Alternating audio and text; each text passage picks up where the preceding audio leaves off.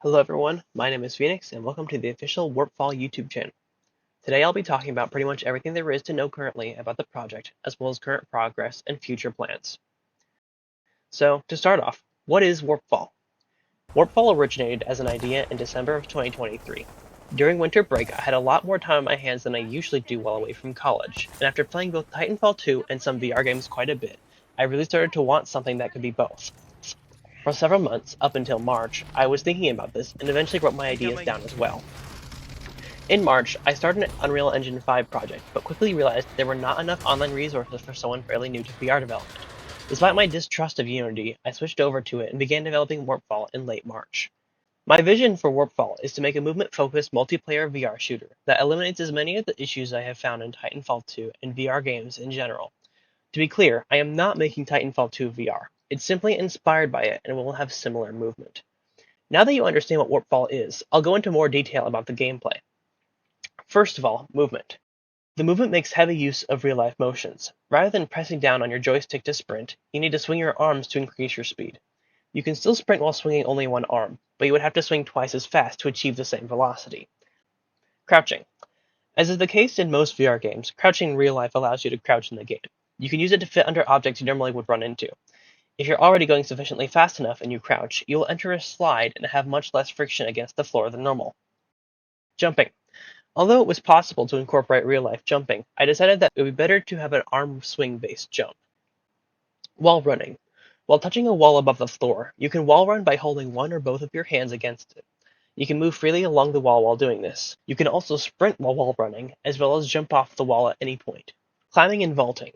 While simple in theory, giving the player the ability to grab onto ledges, climb certain surfaces, or vault over thin objects has been significantly more complicated than I expected. Due to the entire movement system relying on Unity's physics engine, climbing must be done with rigid bodies attached to the hands. However, due to some of my design choices, I also don't want the player's hands to interact with the world via physics at all times. Grappling. If equipped, the grapple launcher allows you to grapple onto almost any surface you can aim at. It has significant mid-swing control, allowing you to shift your trajectory by rotating where the grapple source is facing.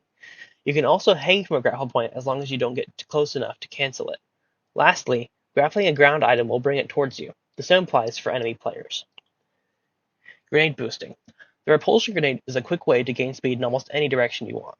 It does no damage to the player or enemies. Once armed, even a slight drop will trigger it. It will launch the player and any free objects away and slightly above it. This can be used to quickly get up to high ground, instantly engage in a slide, or to escape from a situation in record time.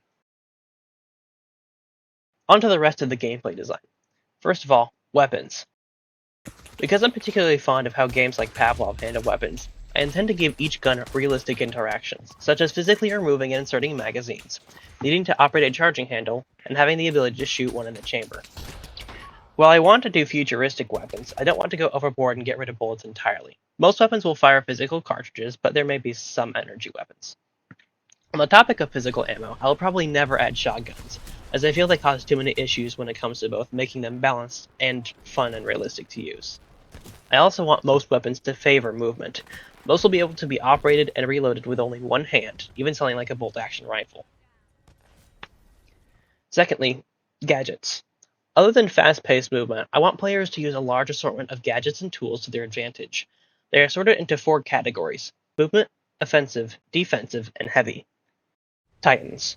WarpFall will likely have Titans, which will be called Goliaths. They'll fill the same role in each match as Titanfall 2 Titans do, but will function significantly differently.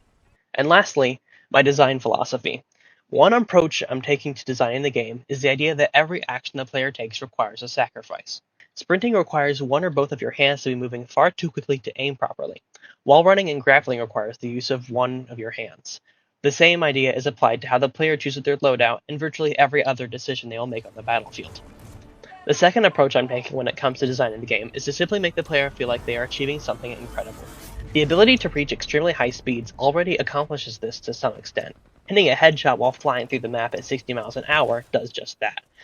But I also want this to apply to things like the interactions between the player and their gadgets, weapons, and their Goliath. In order to preserve this feeling, the beginning and end of each match will be cinematic in nature, while remaining extremely interactive. So, to conclude, WarpFall is a passion project that may take several years to even get a playable demo. I am a solo developer and intend to stay that way, so this project has no guarantee that it will be completed one day. Because of this, I will not open a Patreon or allow any donations, at least for now. However, I will allow small help from those who wish to speed up the development process. I will accept things like 3D models, textures, or sound effects, and credit anyone who makes something for WarpFall, but I do not have a budget to pay for services. If you would like to see occasional updates in the development process, ask me questions, suggest features, or upload community content, then feel free to join the official WarpFall Discord down in the description. Thank you for watching, and stand by for WarpFall.